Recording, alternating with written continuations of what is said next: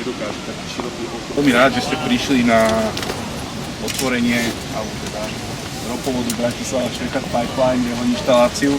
Som veľmi rád, že naše pozvanie ako združenia prijala pani starostka Rosová, pán podpredseda BSK Berta a poslanec Národnej rady pán Hlina.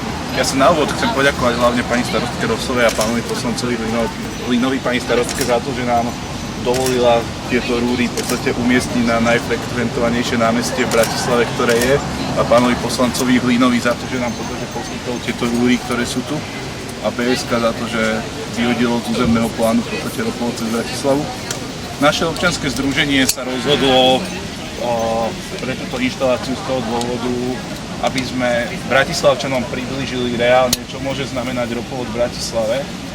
Tento ropovod sme tu umiestnili z toho dôvodu, aby trošku aj reálne obmedzil pohyb Bratislavčanom po tomto námestí, a myslím si, že ropovod Bratislava Švechat Pipeline reálne bude znamenať obmedzenie komfortu pre Bratislavčanov a život v meste.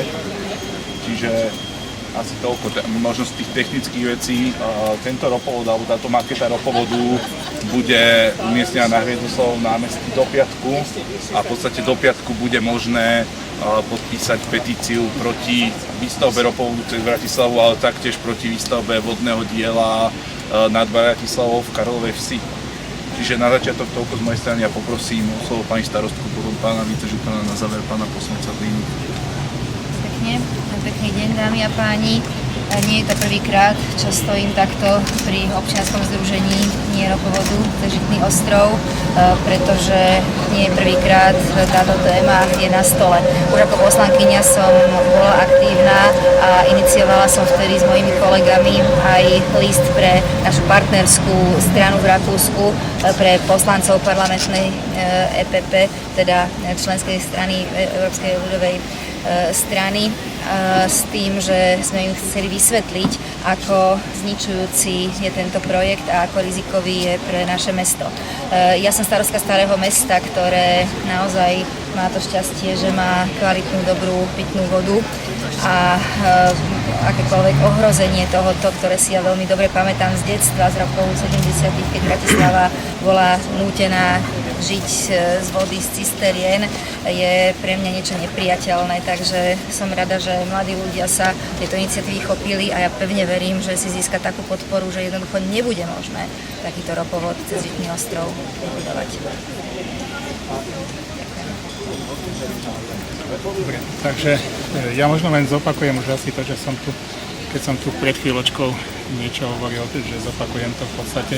Bratislavský samosprávny kraj v terajšom územnom pláne, ktorý je zatiaľ platný, skutočne počíta aj s ropovodom cez Žitný ostrov, a teda s napájacím bodom priamo v Slovnafte a teda pokračujúcim ďalej až do Švechatu. No a takisto po terajšom územnom pláne sa počíta aj s vodným dielom Volkstal. Nový územný plán, ktorý sa bude schvaľovať teraz 20. septembra, obidva tieto regulatívy sú zmenené. To znamená, v prvom rade, čo sa týka Volkstalu, ten je úplne vypustený, čiže s vodným dielom sa nepočíta. A čo sa týka samotného ropovodu, tak ten regulatív, ktorý hovorí prepojenie Slovnaftu Švechatu, je zmenené na prepojenie družby so Švechatom. To znamená, že je to veľmi všeobecná formulácia, ktorá nám umožňuje v podstate hľadať to trasovanie tak. Bo na jednej strane sme si vedomi samozrejme toho, že ropu treba nájsť cestu, ako možno ako priviesť ropu aj späť v prípade, že by nám vypadla družba.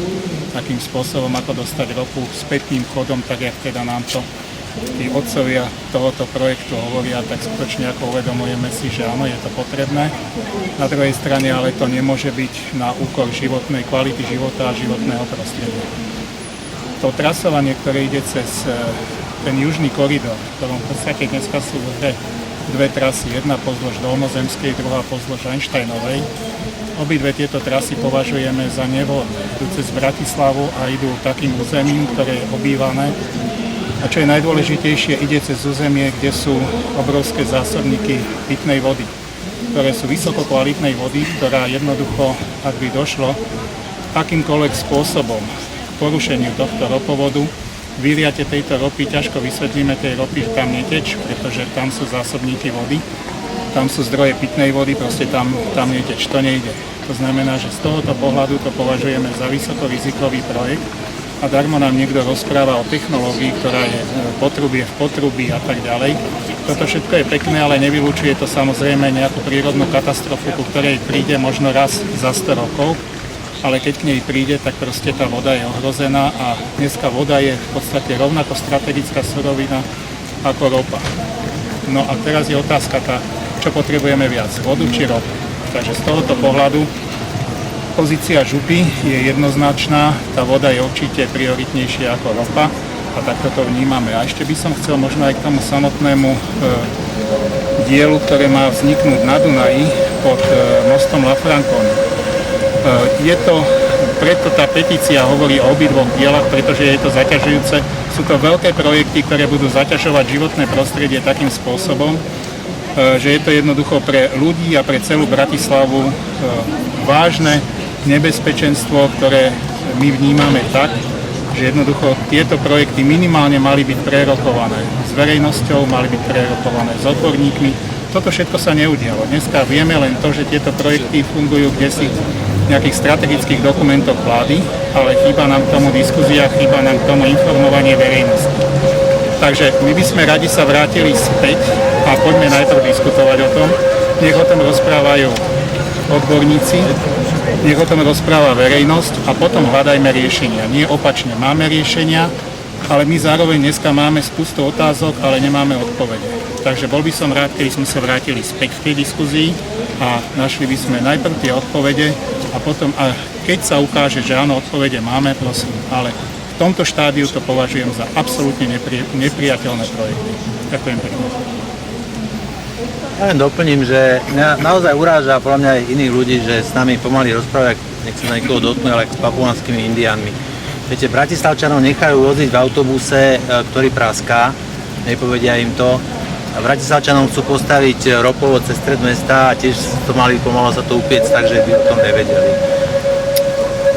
Niekedy naozaj, že človek sa strašne cítiť, že v čom tkvie tá, s čím človek kalkuluje, že povie, že to skúsime. Viete, tá záložná trasa, údajne jedna z záložných trás, ktorá by obišla Bratislavu, by viedla tak, že pôjde v Rakúsku cez 2 národné parky, ale tam si každý povedal, však to len povedzte a vás ukameňujú pred Štefansdomom v Rakúsku, rozumiete? Ale tu nám pre Bratislavčanov, pre ľudí tejto krajiny, tu im to povedzte, že to nie je jedna vec, že vodné zdroje, ale prosím nás, tam sú aj bezpečnostné rizika, ktoré sa aktualizujú. Tu je vedľa demonštrácia za Sýriu. Dneska ideme do turbulentných dôb a v týchto turbulentných dobách chce niekto podvesiť ropovod pod prístavným mostom. To je ako keby niekto namaloval terč na čelo v Bratislave. Viete, to sú tak nezodpovedné veci, že to už aj keď sa človek zamyslí, tak nemôže prísť na logiku tej veci, iba vidí za tým prach sprostý, takže iba čisté, že vyťahnutie peňazí, ale na úkor koho? A na úkor bezpečnosti, na úkor obyvateľov. To už by si ani ten Octavianus nedovolil povedať, že takéto peniaze nesmrdia. V tomto prípade to naozaj smrdí a smrdí to obrovské, ešte to ani neprasklo. A čo by to už bolo len potom, keby to prasklo. Tak teším sa, že takto ľudia si budú môcť vizualizovať, že aké by to bolo. Myslím, že toto je 350 rúra a tá má byť 900 dokonca, hej. To má byť rúra v rúre, premer tej základnej rúry má byť zhruba 350 až 400 tá prvá a následne 900. Tak, no 900 je tá vonkajšia, čiže si predstaviť, že vlastne 3-krát taká rúra, no takže nech si to ľudia vedia predstaviť, že čo tu niekto chystal. Ja len doplním ešte jednu vec, ktorá je už odkedy tu v podstate je ten ropovod od 3:30.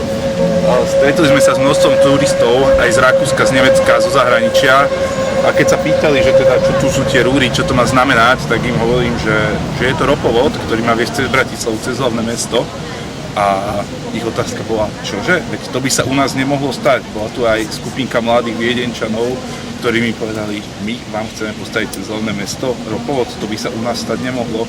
Čiže aj samotní obyvatelia Rakúska, Viedne sú prekvapení z toho, že sa nejaký takýto projekt plánuje a proste oni sa im povedali, že u nich to proste neprešlo. Nie je cez Národný park a nie je to bož cez hlavné mesto.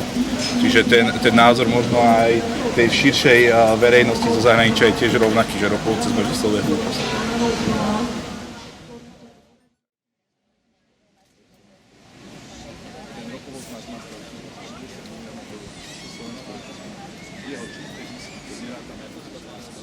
posluchači niekedy hľadíme, ideme voľať s každou novou informáciou, to je to. Ak je nejaká iniciatíva,